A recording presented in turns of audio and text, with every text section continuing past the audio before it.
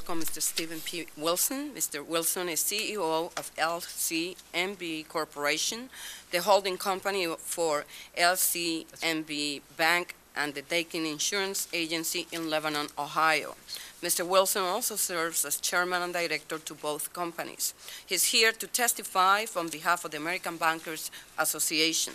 Founded in 1875, the American Bankers Association represents banks of all sizes on issues of national importance for financial institutions and their customers. Welcome, Mr. Wilson.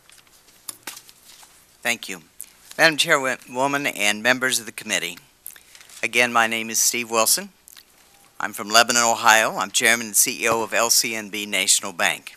I'm also pleased to be here today to represent the American Bankers Association. Our nation is certainly facing difficult economic conditions.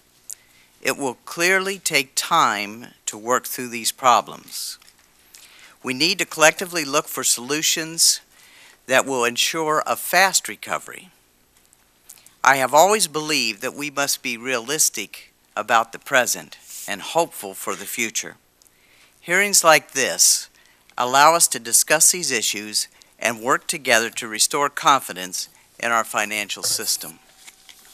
In spite of the difficulties faced by all businesses, including banks, I want to assure you that the vast majority of banks continue to be well capitalized and are opening their doors every day to meet the credit and savings needs of their customers. We applaud the efforts of Congress to find solutions.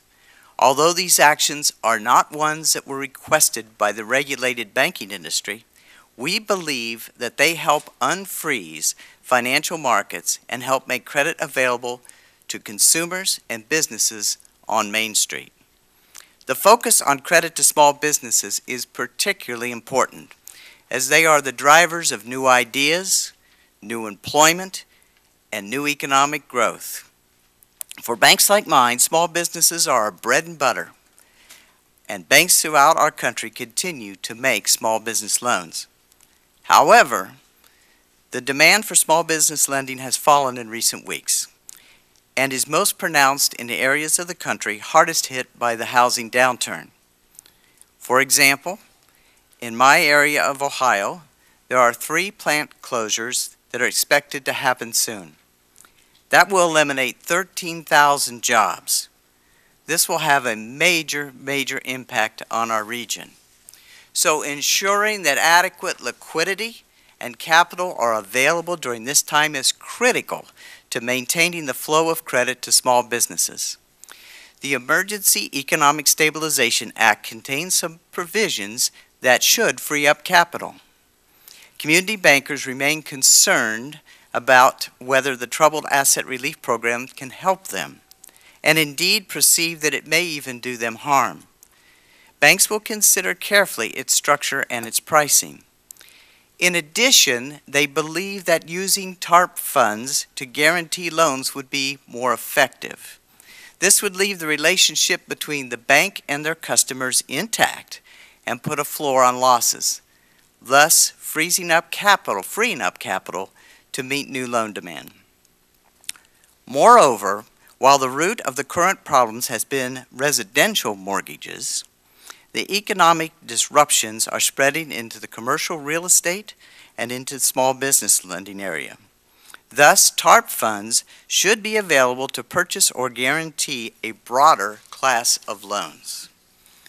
As TARP is implemented, it is important that regulators recognize that many well-capitalized banks have sufficient liquidity and are meeting the credit needs of their communities. These banks may not want to participate, and no negative regulatory consequences should arise from that decision. Indeed, all regulatory policy should be carefully monitored during this time. We are very concerned that a regulatory overreaction could worsen the credit crunch, as it did following the 1991 recession. We are hopeful that regulatory reason will win the day this time. There are several measures that would help banks support loans to small businesses. I want to briefly mention just one of those from my written statement regarding the SBA lending program. Loan volume declined by 30% last year in SBA's flagship 7A loan program. To help reverse this trend, Congress should reduce program fees, make the application process easier and less expensive for both small businesses and the banks, and on a temporary basis, increase the federal guarantee provided on SBA loans. This would extend the program to many more communities across our country and provide more loans to businesses. As Congress considers these and other changes, we urge caution not to enact policies or regulations that will inadvertently restrict the availability of credit that is so vital to our economic recovery. We stand ready to work with the committee, Madam Chairwoman, to find effective ways to ensure lending flows to small businesses. Thank you very much.